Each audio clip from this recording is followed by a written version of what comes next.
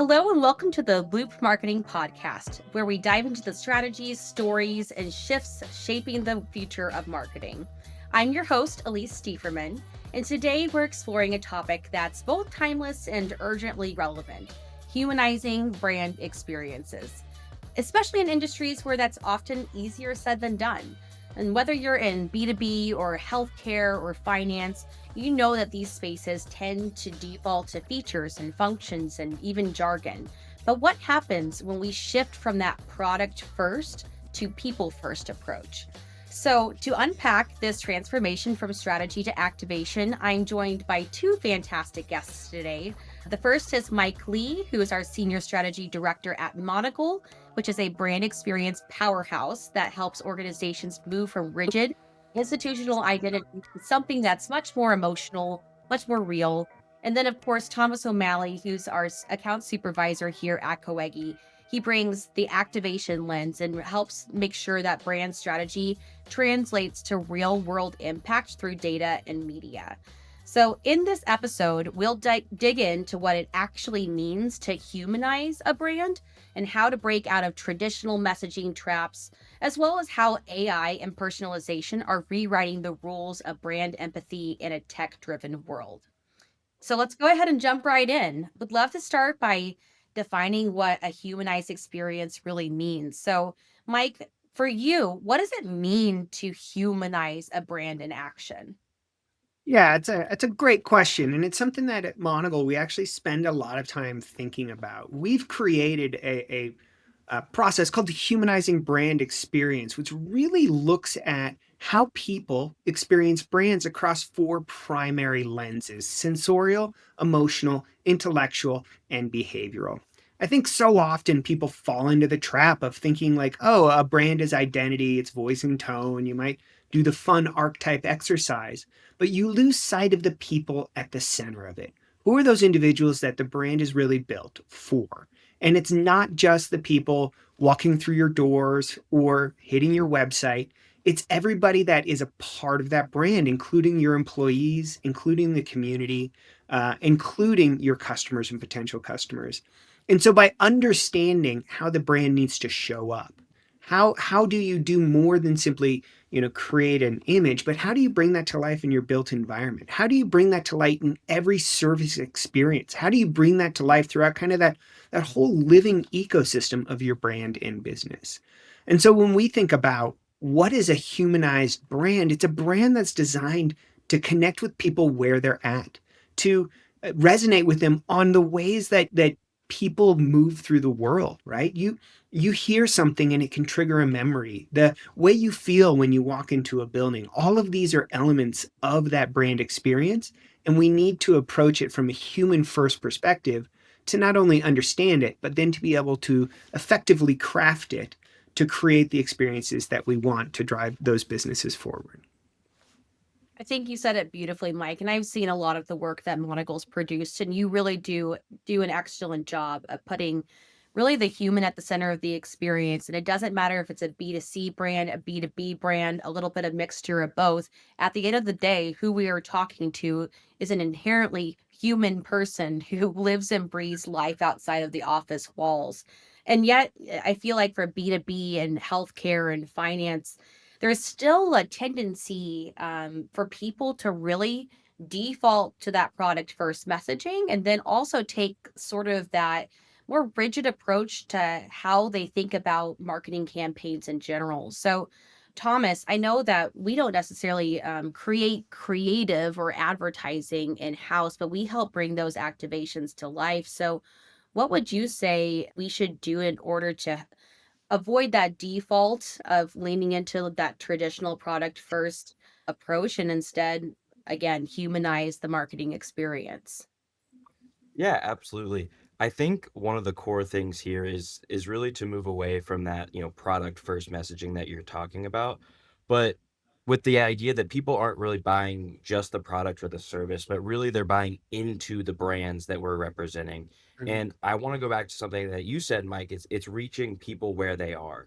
Oof. That is how we can take a data-driven approach in the media strategy to actually look at making these ads more relevant, help Mm. people feel that these conversations are more trustworthy, and kind of humanize the brand because they're reaching people where they're interacting, they're reaching people where they're already comfortable.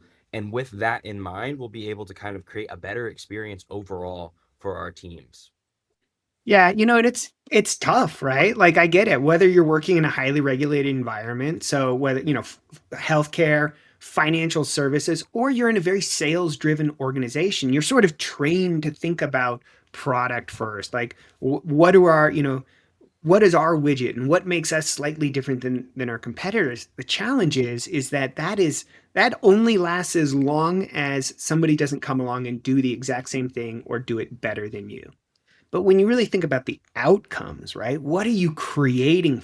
What is that widget and those little things you do create for those individuals? Whether it is you're in a B2B environment and it's how are you enabling a business to use your product or service to ultimately drive their business objectives? Or in highly regulated environments, what is it like? Take healthcare.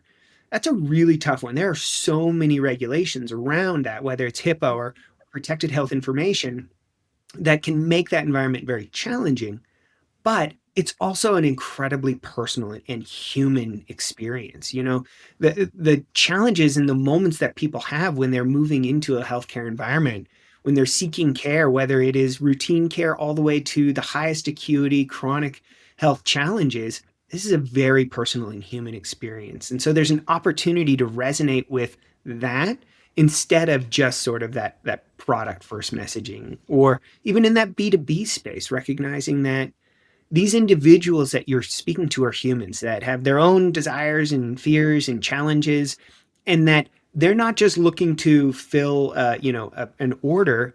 They're also trying to figure out how is this helping them advance in their career? What's in it for them when they're going through this? They're looking for partners that understand them, that speak their language, that see the picture that they're existing in, that understand their business realities. And all of those are opportunities to really create human connections as opposed to simply a product driven approach. Mhm. And the best salespeople out there will tell you it's those relationships that actually have the most impact on driving success long term. And to me, another piece of that is really just making sure that you're crafting both your creative and the means of which you're reaching those audience members that fit them. The way that you speak to a mother who's looking for primary care in the healthcare industry is going to be so different than the way that you speak to someone who is looking for sports medicine. And to me, you have to be able to differentiate at the creative level, absolutely, but also all the way up through the targeting and the overall strategy of the campaign. And your KPIs may change too. But at the end of the day, if you're not thinking it through at every step of the way, how do we make ourselves more relevant to the people we want to reach? We're not doing a very good job. Yeah, I love that you said that. And what it makes me think about is, we all spend our days making things that most people are actively trying to avoid. Right? I mean, it's just even us. Like, how many times are you just trying to avoid advertising? But every now and then something breaks through and really resonates with you. There's a value exchange there. Maybe you're like, oh my gosh, they totally get me. Or maybe it's like, wow, that was funny. I've never thought about it that way. Or maybe it brought a tear to your eye because it was an emotional story. And it's always a human connection that makes it jump out, right? It's connecting to one of those lenses or multiple of those lenses, sensorial, emotional, intellectual, and behavioral. And that's what's going to stick with you. That's what's going to drive that behavior as you go forward. And it's like, I think so often we forget to do that, to spend the time to really think about that person and who is the person that this is meant for and how are they going to experience it? What piece of glass are they going to experience it on? Where are they in their day and how is this going to not feel like they're just trying to, look at me, but actually provide some type of value in that moment to them? Yeah, I mean, whether it's really engaging with the messaging through a video, thinking about watching it to completion, we have to have a hook, and that hook is the value exchange. Same thing, like Thomas, you said, we're going to have different KPIs depending on where we are in the consumer journey with the audiences we're reaching. we better have a pretty good value exchange for asking somebody for their personal information so that they download a brochure or they fill out a form, things like that. And that is really a combination of finding that right person and combining it with that right message and doing that effectively. That being said, I'm sure that everyone on the phone here has heard their fair share of jargon about how to approach a traditional brand strategy, especially in these more regulated or rigid spaces. And we have words that we really resonate with, and we have words that we really don't. So I'd love to hear from each of you on this because I feel like you would both have a hot take. But if there was one overused word or one overused phrase that we could just scrape for the vernacular of the marketing world, whether it's publications and articles we're reading, even our own internal language, what would that be for each of you? I think for me, like the way I would approach it would be the idea of like innovative solutions, but as a buzzword. Yeah. Obviously, it's super important to be innovative and really think through how we're reaching and how we're setting up our campaigns. But to me, it's like, are you being innovative for the sake of saying you're being innovative, or are you being innovative to actually improve the lives of the people we're trying to interact with? To me, it's like, are you trying to bring chat gbt in just to say you're using it, or are you actually building a tool that will help your media campaigns become more successful? Are you, or if you're on the brand side, are you using an AI bot to have conversations to help people facilitate the website?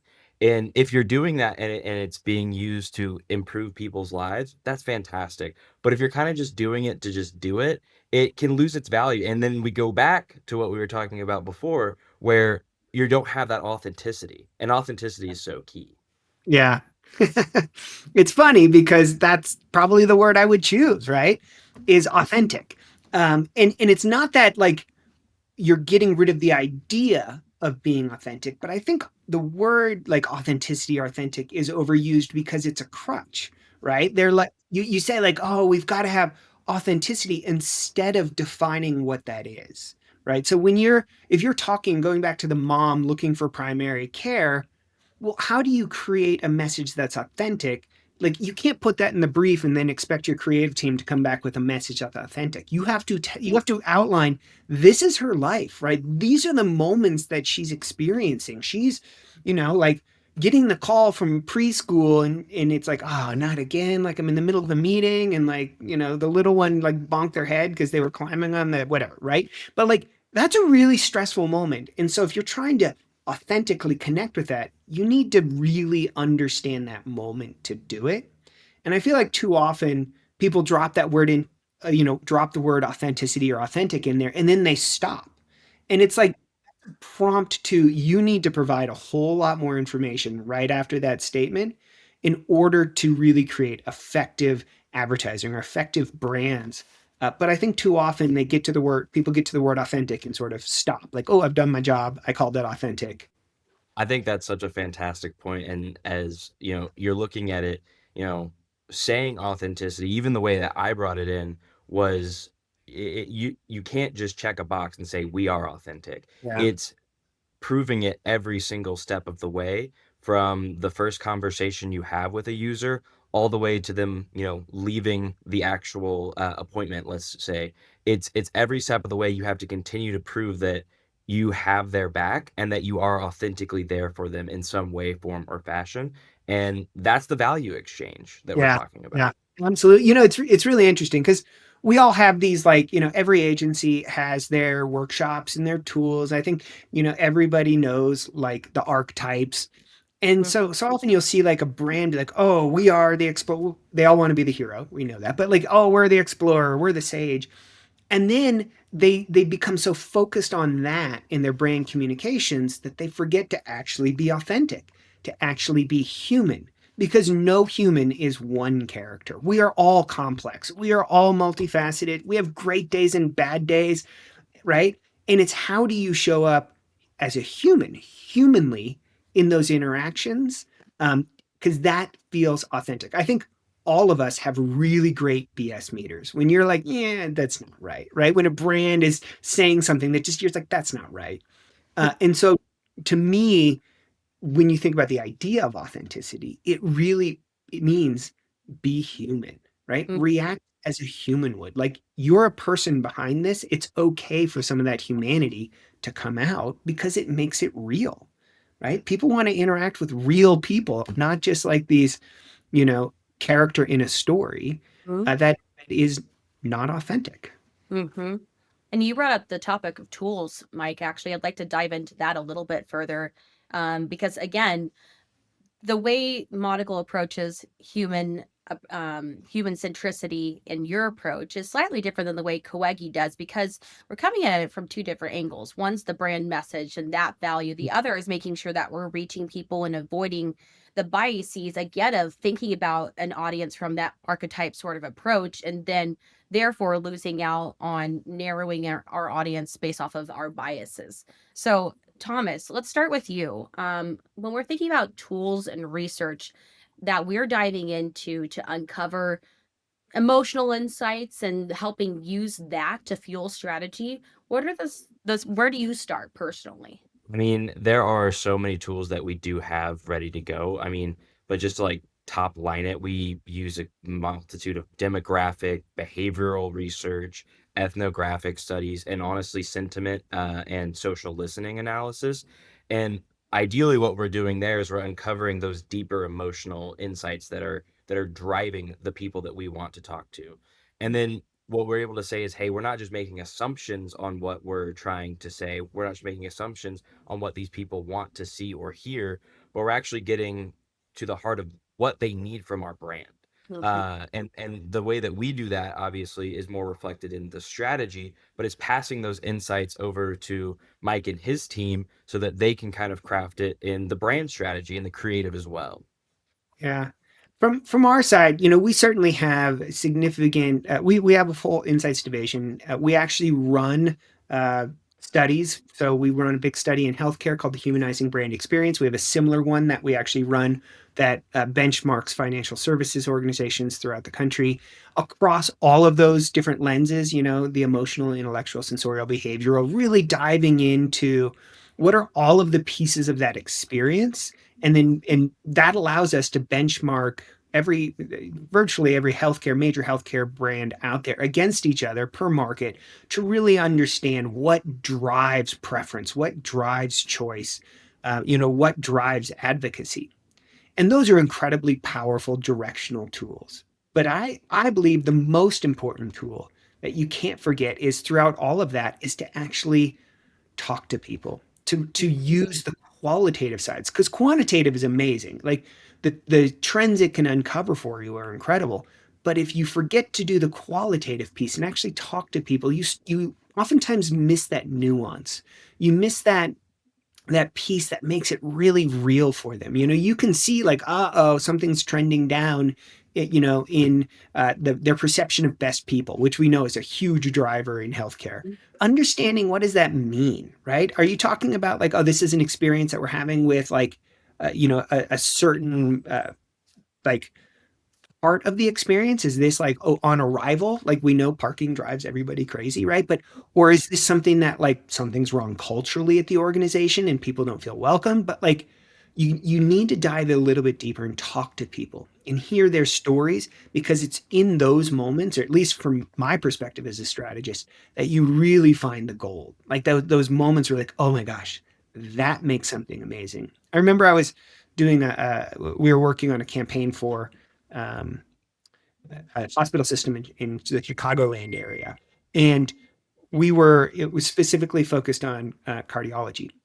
and we were interviewing the doctor who's head of the cardiology program, and like everybody in the room was crying as he was talking, because he was talking about like every day when he gets up how personal he takes his responsibility, and he talks about how he's getting ready to leave to go to work, and he's thinking about the person who's packing their bag to come in for surgery, and the fear that they feel in that moment, and how he felt how like this just immense responsibility to that. And so he tried to bring that into every interaction with his patients. And we were like, oh my gosh, that is so incredible. We actually ended up building a whole campaign around that. But it was something that we would never have gotten out of quant. We knew how they ranked, we knew what their outcomes were, but it was the qualitative moment, those stories where you just found this like real emotion, this real powerful entry point that allowed us to make the outcomes, that allowed us to make those other stats so much more meaningful because we could put this real human wrapper around it. And I know that our teams have worked together on a few different brands, including in these kind of more B2B healthcare sort of spaces.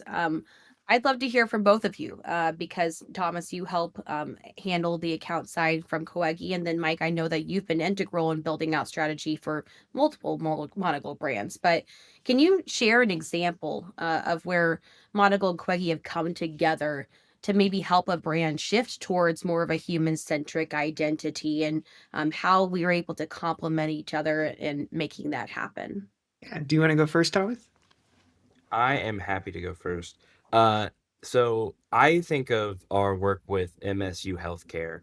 I know on your side, we had a multitude of creatives that were developed to kind of show the different uh, options and availabilities that MSU wanted to put forth, but they were patient stories. They Mhm. weren't just like stereotypical, here's the service line, here's how you make appointments. They were focused on both a video aspect, but of course also images that showed the human element of what set them apart. And they had names that were these people that had an entire patient backstory that were really powerful, but also just made it feel so real. And to me, one of the things that we were able to do with that is we were able not just to say, hey, let's put them all out there, but let's actually take a test and see what is resonating. Because that's the key of all this is finding, especially in regulated industries, it's finding what the emotional level is that is resonating with our audience. And, thankfully, like partners like y'all, we don't have to worry that emotion can bring risk in. Like I know some brands often fear, but like we were able to put that emotion out there and actually say, hey, let's look at this and let's test which creatives were performing the best. And, on my side, digging into the analytics side, that led to a rise in overall number of appointments scheduled. But then we also took it a step further and were able to make an analysis that those appointment check-ins were also on the rise. So for me, it was a story that was start to finish. It was development of the creative and then tweaking the campaign to focus on those assets that resonated the best. The entire time we used a brand lift study to say, hey, this is where your audience is seeing the most lift, especially with that younger audience. We did have, a couple of different assets running, but it was that younger audience that we really wanted to tap into. That when they saw their type of human, if you will, another young person, another young family represented on the page, they got interested. They clicked. They made the appointment. To Yeah, me, yeah, that damn. that was a great. I really do enjoy that campaign, and the line was our mission starts with you, and it's YOU, not just to play on university, but the stories we told, like Kaya, who was a Michigan State University volleyball player who had Mhm. hurt her shoulder, and like this is something that was like her life at that moment, and how the system was actually able to help her recover and come back to that, but it puts into context like those human stories like you were saying, like that enable people to see not just the stats like, oh, okay, you have great outcomes, but just to really feel it and understand what that means for someone that they could know, right? Like, oh, I may not know Kaya, but I certainly have friends that could feels very much like, and all of a sudden it makes that moment, that decision of where am I going for care, feel very real and very like human, and so yeah, I think that was a fantastic example of where we've partnered together to really humanize a brand, bring that brand to life through storytelling that connects on not just the emotional level, but like that sensorial level, that intellectual level, ultimately driving the behavior that we need and that we can track and optimize it against, which, as you were saying, Thomas, it's that really seeing which one's performing, where are we getting the most traction, and then using that to drive those business objectives. and you would have never uncovered those stories, which going back to like needing to talk to the patient, needing to talk to people, and there's rarely something that is more powerful than a strong testimonial saying I was in this position, MSU Healthcare or whatever brand it is, made my life easier, and feeling that trust inherently come through. And it's not just words on a page, it's someone speaking from the heart about their experience. And then Thomas, I mean, even thinking back to like a brand lift study, that requires human input on ads that they have seen, what they remember, how they felt about it. And I think bringing those two pieces together, again, the qualitative and the quantitative, are critical to building out a holistic strategy that really takes into account the multifaceted elements of marketing. That being said, I'm going to pivot slightly. I have to talk about the world of technology and specifically AI and personalization, right? Um, so we're talking a lot about humanizing a brand. Placing AI in the center obviously takes out the human in it. And so what we've always said is, yes, there is power in AI and using it as a tool to get us brainstorming or get us down the path, but it inherently has to be paired with Mhm. human intelligence to make it powerful. But I'm sure both of you have really strong opinions on how is technology and specifically AI and using that to build in personalization, shaping or potentially challenging brand humanization. So, Mike, would you like to kick us off on that? Sure. Yeah. It's really interesting because fundamentally, it does make our job a lot easier in that, on the strategy side, first thing we do is just this massive assimilation of information, really understanding the business, understanding all the different moving parts, understanding a category, and so I have found that AI can be an incredibly powerful thought partner to help just get through all of that information and synthesize it and really figure out, like, okay, what are the key themes? What are the things that we need to be paying attention to? So from that perspective, I love AI. Certainly, you can go in and you can say, write me a brief or write me a campaign concept, and AI will happily do that. Which can be an interesting way to break like the white page, which is so hard sometimes just to get your thoughts going. But at the end of the day, even though it's pulling from this massive amount of information, it's not human. And you'll read things and you'll be like, that doesn't feel right. That's not human, right? So it's a great starting point. It's a great head start. But to me, it doesn't replace that absolute need to talk to people, to make sure that you are infusing the humanity into it. It is this sort of like movement towards the middle. If everybody uses AI and to create their campaigns, and we just get into this world where everything's AI driven, well, then all of a sudden things are going to start feeling very similar. I worked with an executive creative director at a previous agency, and I just loved how he talked about great creative because we had these debates and conversations all the time. But he had this analogy, and he said, great creative is like a great stand up comic. They say a joke. It's funny because first, everybody knows it's true. You recognize the setup. But then they say it in a way that makes you think, like, I've never thought of it like that, right? Or, wow, that's really clever. I love the way you said that. And if you really just look at what most of stand up comedy is, it's that. AI is going to give you the like the consensus look, not the really unique like human of seeing that, not that like stand-up comic way. And to me, that's where like humans have a real strong part to play in strategy, in creative, is bringing that perspective that makes you be like, huh, I'd never thought of it that way, but that feels really true to me. Hmm. What about you, Thomas? I know that you probably got some strong opinions on this. Having worked with an agency that's pretty strong into the automated technology world, but then we have people like you who are helping set the strategic vision. Yeah, I do wanna say one thing as far as, Mike's analogy with the comedian. I think that is a fantastic analogy, and one thing that, like, it literally just triggered this thought is the other part to me that's so big is delivery, a comedian's delivery. And for me, that's where I come in, is Mike, you can write the jokes. You can be that person who's the comedic side that writes the jokes, that thinks of the content. But for me, I have to be the one to help you deliver it. And where we're delivering it is where we're going to have that genuine human connection. It can't just fall flat. That's my job, is to make sure what you're saying is not going to fall flat.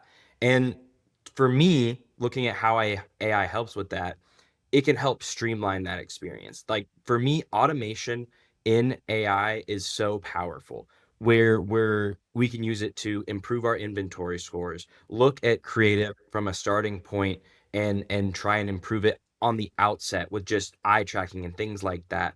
But what it cannot do, to your point, is it can't feel empathy. It can't find that emotional intelligence. And that to me is the most important part, because anyone can look at an AI video, or at an AI ad, whatever it may be, and you know it's AI because something in your brain says this is not quite right. And when you see some of those AI generated copy lines, those AI generated articles, you feel that lack of emotional intelligence, because at the core of it, it's looking at the facts and just the facts. And there, for streamlining and making data-driven solutions, it can play a part in that. But when it comes to what we're talking about, really facing humanity, it it's got to have that emotional intelligence. And I know I keep going back to that word, but like that's where we come in, and that's where we can be the drivers, whereas, AI can serve as our navigator.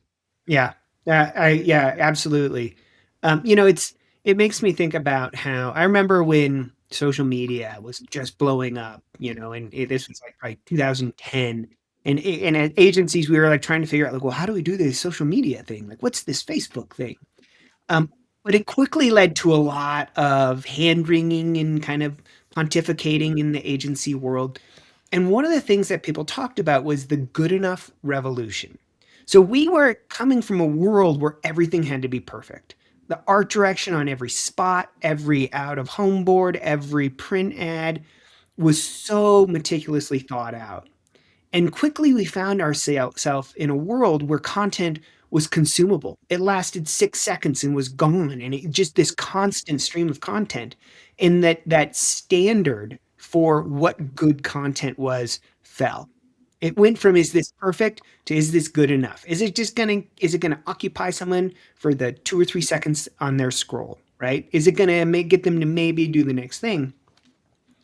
But that thing that I think we lost is exactly what you're talking about. Kind of that humanness, that emotional intelligence that all of a sudden dropped away. So AI for making like just massive amounts of content for scrolling, awesome, right? But if you really want to have that thing that jumps off the page, that that hero content that harkens back, maybe I'm an old guy or whatever, and I kind of look fondly on like, when content wasn't so consumable or when it wasn't so transient, but things actually lasted a little bit.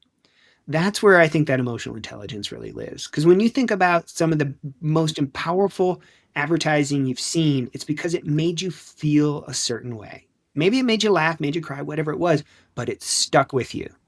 When you think about how much content you consume in a day, nothing sticks with you, right? Very, very few things stick with you. So to me, it's that emotional intelligence, that humanized brand experience where you can create those moments that just you don't forget, you know? And it has to stick with you for the right reasons.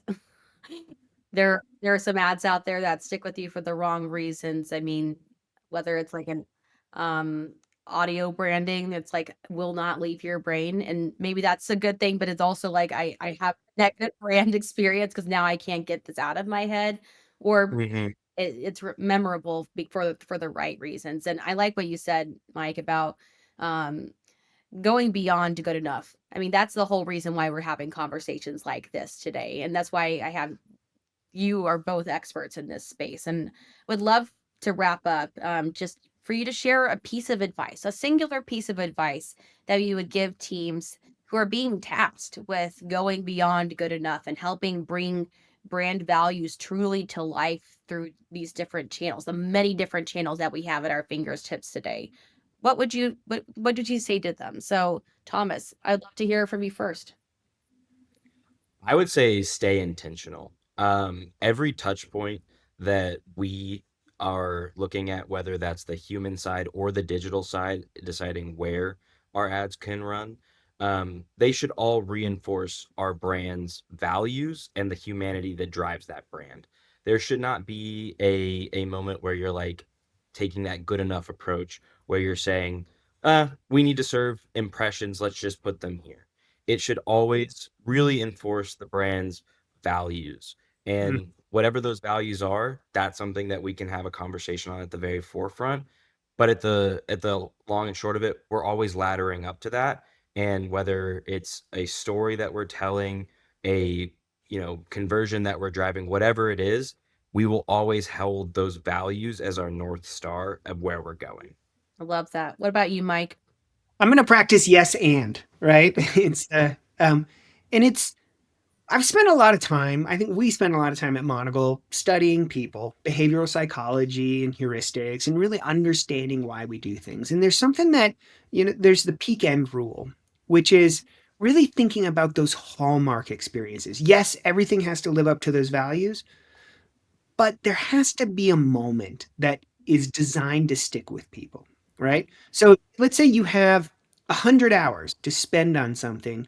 I would send 60 hours on making sure you get all of the North Star and then spend 40 on one thing. How do you make this moment shine? How do you make this the thing that people are going to remember and they're going to talk about, right? That hallmark experience. It can be really big or it can be really small or anything in between.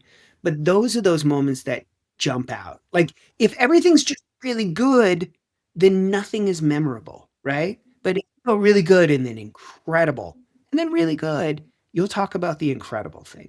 I tell this story. I've never worked with this brand.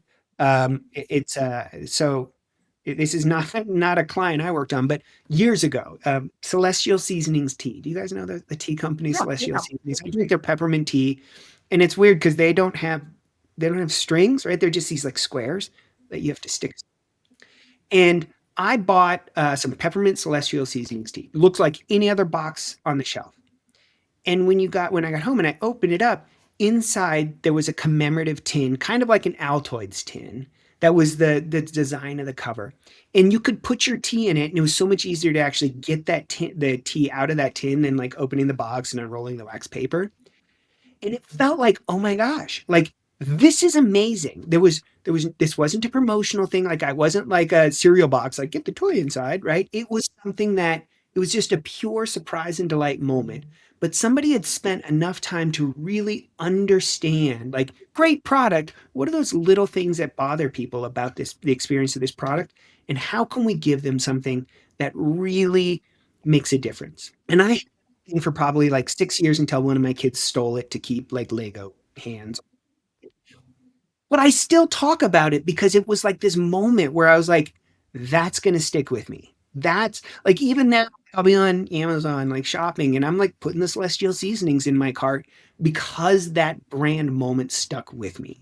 I'm sure I could buy a tea that tastes exactly the same, but it was that moment that became this hallmark moment for me that not only do I continue to buy their tea, but I tell people about it. I turn to this advocate. So to me, that would be my thing is like, make sure you're beyond good enough for everything, but don't find that hallmark moment or those hallmark moments and really let them shine.